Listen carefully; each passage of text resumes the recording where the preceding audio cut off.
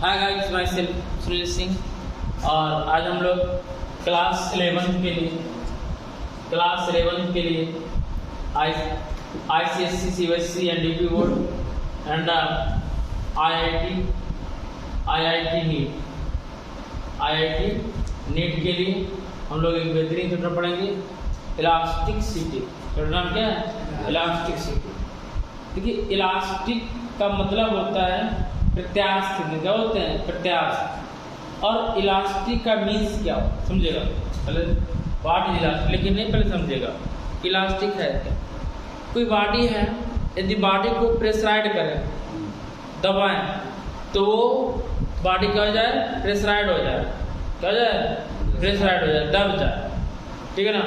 लेकिन जैसे ही उससे फोर्स रिमूव कराएं, जिससे हम उसे दबा रहे थे, पंच कर रहे थे, जैसे रिमूव कराएं, वो बॉडी अगेन अपनी पोजीशन में आ जाए। किसमें आ जाए? अपनी पोजीशन में आ जाए। उसे हम लोग क्या बोलेंगे? इलास्टिसिटी। क्या बोलेंगे? इलास्टिसिटी। बस समझ नहीं, मतलब जो बॉडी जिस कंडीशन में है, कोई बॉडी है जिस किसी भी कंडीशन में हो, उस पर डिफॉर्मिंग फोर्स लगाएं। क्या लगाएंगे? डिफॉर्मिंग। डिफॉर्मिंग को बोलते हैं। डी माने नहीं, फॉर्मिंग माने हटाने के। जब हटा लें तो पार्टिकल अगेन अपने पोजीशन में आ जाए। किसमें आ जाए? अपनी पोजीशन में आ जाए। ठीक है ना। तो उसे क्या बोलेंगे? इलास्टिसिटी। लेकिन इसकी एक लिमिटेशन है। क्या है? लिमिटेशन है। जैसे सपोज कर लें, एक स्प्रिंग है। आप लोग बचपन में स्प्रिंग से खूब खेले होंगे। स्प्रिंग है, स्प्रिंग को आपने अटैच करा दिया किसी हुक से, स्प्रिंग को अटैच कराया। ठीक है ना। आप स्प्रिंग को पकड़ के खींचिए, छोड़ दीजिए तो सटाक स्प्रिंग चला जाता है, ज्यादा नहीं आता है। आप लोग जब क्लास में थे, जब कोई शैतानी करने मन होता है, तुम लोग क्या करते थे? इलास्टिक लिया लंबी सी, जो मिठाई के डब्बे लगाई जाती है ना, और उस इलास्टिक को पकड़ खींचे और छोड़ दिए तो दूसरे से डाक लगा तो किसी ला था। ठीक है ना। वही वाला चैप्टर है, इलास्टिसिटी के बारे में बात करेंगे। इसके बारे में बात करेंगे, प्रत्यास्थ के बारे में। आप समझ बच्चा, ये इलास्टिक है, आपने से स्ट्रेच के खींचा, छोड़ दिया, पुनः अपनी पोजीशन में आ जाएगा। ये समझेगा? पुनः अपनी पोजीशन में आ जाएगा। लेकिन आपने अपनी पूरी शक्ति दिखा दी। ठीक है ना। इसको इतना खींचा कि तो पूरा कर दिया। ठीक है ना। इतना खींचा कि जो वायर था पूरा कैसे हो गया? सीधा हो गया। और इतना फोर्स लगा दिया कि बेचारा पे सिकुड़ नहीं पाया। ठीक है ना। तो उसे बोलेंगे कि इलास्टिक लिमिटेशन से बाहर तुमने फोर्स प्रोड्यूस कर दिया। ठीक है ना। बस समझ गए। कुछ मटेरियल, ठीक है ना, ऐसे होते हैं, कुछ बॉडी ऐसी होती है कि जिसको हम फोर्स प्रोड्यूस करते दब जाता है और फिर अपने पोजीशन में आ जाता है। लेकिन कुछ बॉडी ऐसी होती है कि जिससे फोर्स लगाएंगे, दबेगा, लेकिन अपने पोजीशन में नहीं आएगा। ठीक है ना। तो उसे नॉन इलास्टिक कहेंगे। क्या कहेंगे? Non elastic. आप समझेगा इलास्टिक में है क्या। आपने इलास्टिक का जैसे नाम लेते हैं तो आपको प्लास्टिक समझ आता है। वो इलास्टिक प्लास्टिक नहीं है।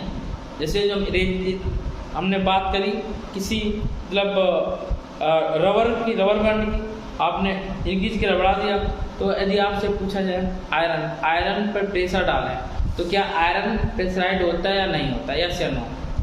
आयरन को पीटा जाए तो प्रेशराइड होगा या नहीं होगा? अवश्य होता है। ठीक है ना।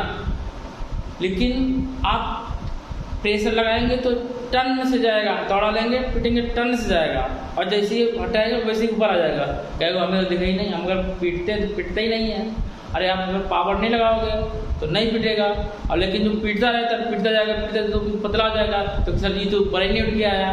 ऐसा नहीं होता। देखिएगा, तो लिमिटेशन में रखेंगे, लिमिट में। आपने फोर्स लगाया, ठीक है ना, इस पे आयरन पे, तो आयरन क्या होगा? दबेगा, थोड़ा दबेगा। ठीक है ना। और जैसे ही फोर्स रिमूव कराएंगे अपनी पोजीशन में आ जाएगा, अपने लेवल पर आ जाएगा। लेकिन बहुत ज़्यादा फोर्स लगा देंगे तो फिर उठ नहीं पाएगा। ठीक है, अपनी पोजीशन में नहीं आ पाएगा। ठीक है ना। तो आपको पता होगा कि आयरन कैसा है? इलास्टिसिटी। ठीक है ना। सबसे ज़्यादा इलास्टिक मटेरियल कौन होता है? हाथी का दांत सबसे कठोर होता है। ठीक है ना। और जो मटेरियल जितना हार्ड होगा उसकी इलास्टिसिटी उतनी ज़्यादा होगी। ये नहीं कि रबड़ को पकड़ खींचे बढ़ गया, ठीक है ना। हमने पूछा इलास्टिसिटी किसकी ज़्यादा, तो थोड़ा रबड़ की, ठीक है ना। रबड़ की नहीं होती, किसकी होती है, आयरन की। आपको क्वेश्चन आता है स्टील और रबर में इलास्टिसिटी किसकी ज़्यादा होती है, किसकी ज़्यादा होती है, स्टील की। किसकी होती है, स्टील की। स्टील लिया जाएगा, आयरन लिया जाएगा। आयरन ज़्यादा हार्ड होता है, स्टील थोड़ा सॉफ्ट होती है, ठीक है ना। तो किसकी ज़्यादा होगी, आयरन की। आप चांदी लेंगे और सोना लेंगे तो सोना ज़्यादा क्या होता है, चांदी का पेक्षा ज़्यादा कैसा होता है, मुलायम होता है, ठीक है ना। और चांदी क्या होती है, सोने का पेक्षा हार्ड होती है। सोना और चांदी क्या लेंगे एग्जाम्पल, ठीक है ना। तो सोना क्या होगा, इलास्टिक होगा, ज़्यादा इलास्टिक होगा, मोर इलास्टिक होगा। क्या होगा, गोल्ड Ag लिया और सोना Au, क्या लिया, Au। तो कुछ ज़्यादा इलास्टिक ज़्यादा कौन सा है, तो इलास्टिक ज़्यादा किसकी है, Au। किसकी है, Au की। क्यों, क्योंकि ये ज़्यादा हार्ड है, जो ज़्यादा हार्ड होगा उसकी इलास्टिसिटी ज़्यादा होगी। आप रबर की लेंगे, प्लास्टिक रबर लिया, आपने आयरन लिया, आयरन को Fe बोलेंगे, तो इसमें कौन सा ज़्यादा हार्ड होगा, Fe हार्ड होगा। कौन सा हार्ड होगा, Fe हार्ड। जो मेटल जितना हार्ड होता है वो उतना ही ज़्यादा इलास्टिसिटी रखता है। अब आप बोल रहे हैं कि क्या लकड़ी इलास्टिक है कि नहीं है, लकड़ी को बाबू दबाओगे दबेगी, ठीक है ना, लेकिन ज़्यादा दबेगी लेकिन उठेगी नहीं। लकड़ी को दबाओगे तो दबेगी लेकिन उठेगी नहीं, ठीक है ना। वो जैसे जितनी दब जाएगी, आपने दौड़ा मारा तो लकड़ी चूरा बनेगी, फिर साइड होकर दबेगी नहीं, पोजीशन चेंज नहीं करती है, ठीक है ना, वो चूरा हो जाएगी, ठीक है ना। मीन्स उसको इलास्टिसिटी नहीं है। कौन, बोट, क्या बोट, लकड़ी क्या बोलेंगे इसमें, बोट। क्या नहीं है, इलास्टिसिटी नहीं। इतनी बात समझ में आ गई होगी। अब जो बॉडी पे जो फोर्स लगाते हैं जिससे वो अपनी पोजीशन चेंज कर लेता है, जिससे अपनी पोजीशन सेज और साइज, शेप देखो, साइज और क्या चेंज होती है, शेप क्या चेंज होती है, साइज और शेप। जैसे मान लेते हैं ये कोई बॉक्स लिया आयरन का, ठीक है ना, आपने करा हुआ 10 गया ऐसे, ठीक है ना। पहले कैसा था, पहले ऐसा था, अब 10 यहाँ आया, आपने दौड़ा मारा, जहाँ दौड़ा मारा वहाँ दब गया, ठीक है ना। तो इसका साइज चेंज हुआ, ये पहले ऐसे था अभी ऐसे हो गया, साइज चेंज हुआ और शेप भी चेंज हुआ। शेप चेंज हुआ नहीं हुआ, तो इसे क्या कहलाएगी, ये इलास्टिक कहलाएगी। और इस पे जो फोर्स प्रोड्यूस करते हैं उसे बोलते हैं रिस्टोरिंग फोर्स। क्या बोलते हैं,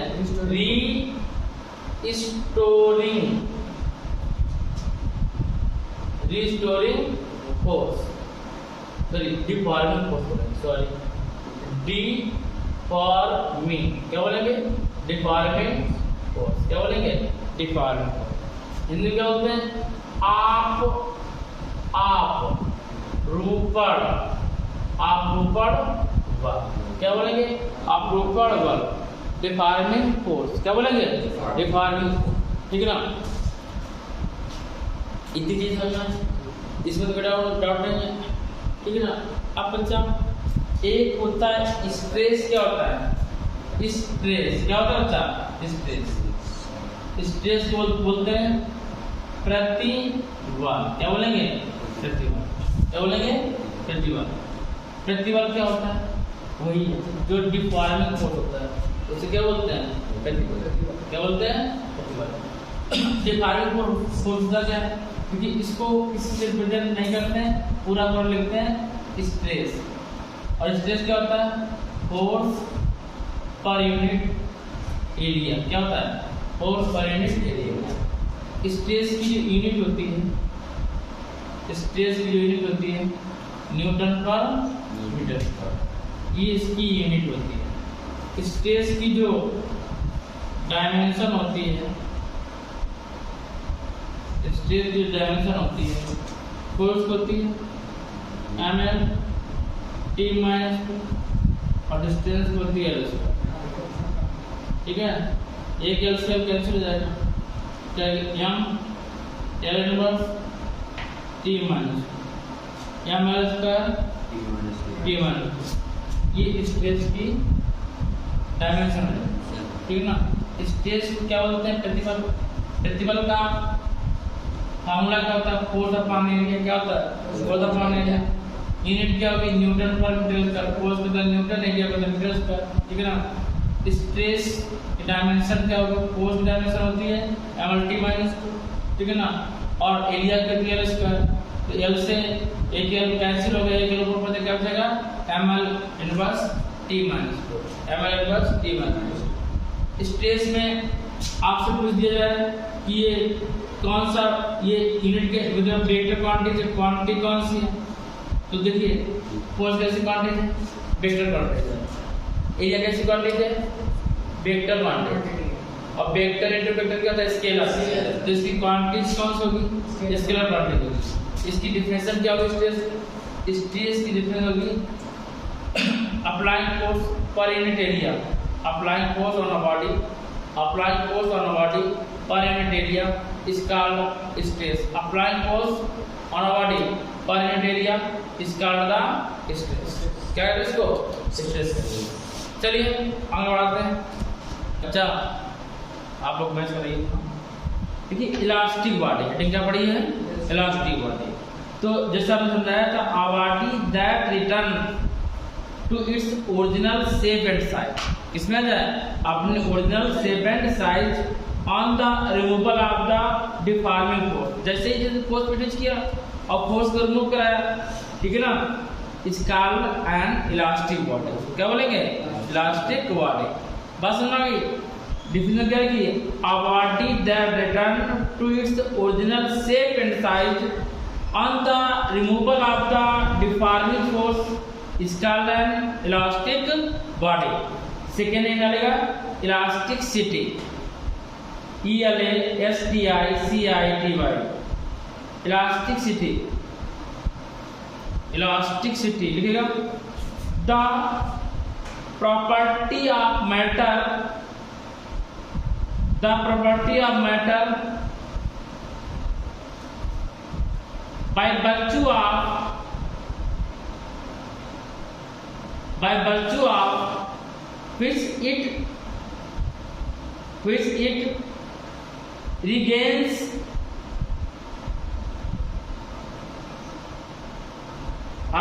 regains its original shape and size when the deforming force have been removed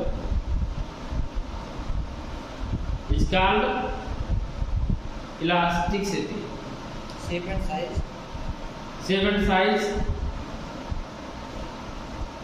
when the deforming force have been removed is called elasticity। अच्छा इसका मतलब समझो, बोलिए। इसका मीन्स ये हुआ जब किसी बॉडी पर फोर्स प्रोड्यूस किया और जैसे ही फोर्स से रिमूव कराया, हटाया, वैसे ही पार्टिकल किसमें आ जाए? अपने शेप एंड साइज। तो इसे क्या बोलेंगे? Deforming force. क्या बोलेंगे? डिफॉर्मिंग, ठीक है ना। तो बच्चा हिंदी में लिखिए प्रत्यास्था, डालिए नहीं, प्रत्यास्था पदार्थ का वह गुण जिसके कारण, पदार्थ का वह गुण जिसके कारण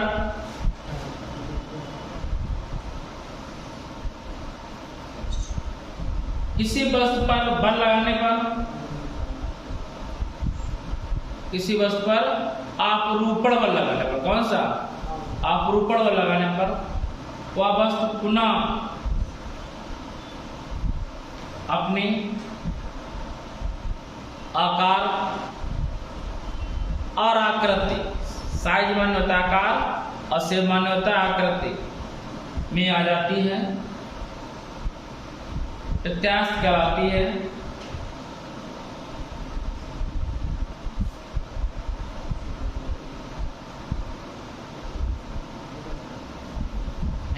plasticity, plastic PLASTIC plastic body, plastic body, plastic body. बच्चा प्लास्टिक बॉडी क्या होती है? अब प्लास्टिक का मतलब रबड़ नहीं है, खींच दिया, ठीक है ना। प्लास्टिक मतलब क्या?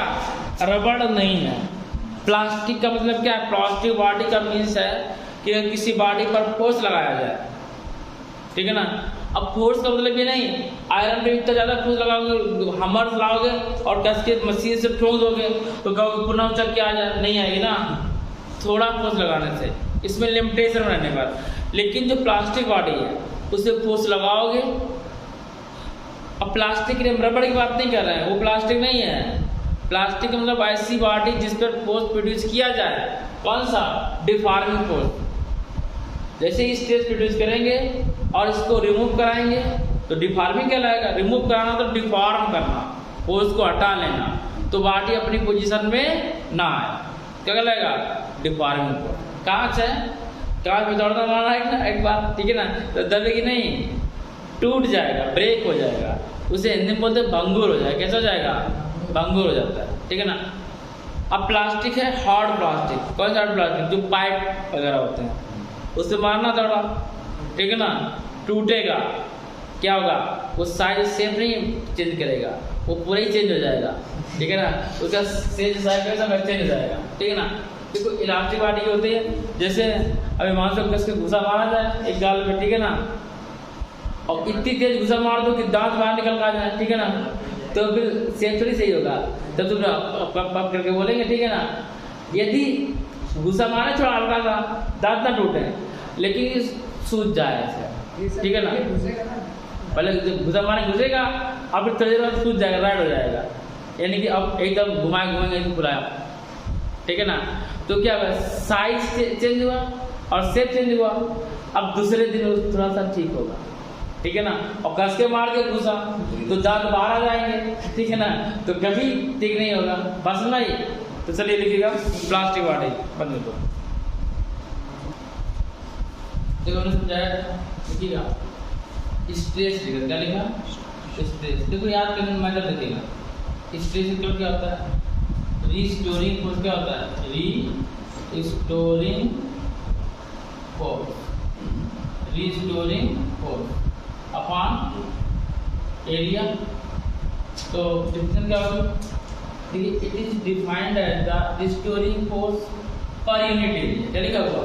पर unit area set up in the body when deforming force by the external force.